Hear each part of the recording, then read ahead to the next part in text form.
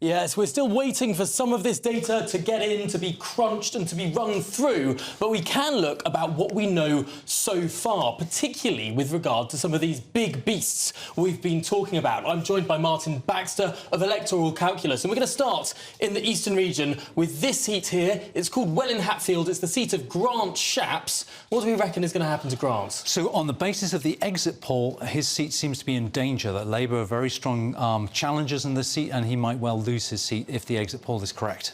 Now, there's another seat in this region, Basildon and Billericay. This is where the chairman of the Conservative Party is standing. What's going to happen here?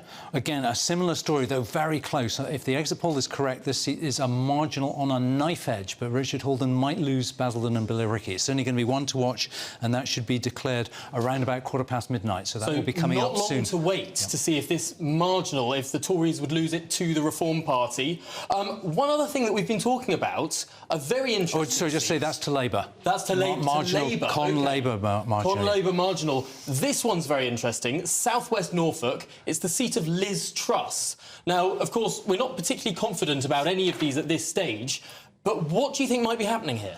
I mean, it's hard to say, but if the exit poll is right, this could turn out to be a close race between the Conservatives and Reform in Liz Truss's seat. Liz Truss is not home and dry, I'd say. That there's a risk of Reform, but equally Reform has got more uncertainty than the other parties on it because they don't have such a track record in all the seats. So it's a bit speculative at the moment, but one to watch. One to watch there. So that one will be coming up maybe much later in the night. Much later. And just Boston and Skegness here. Your numbers pretty certain now for Reform on the basis of the exit poll?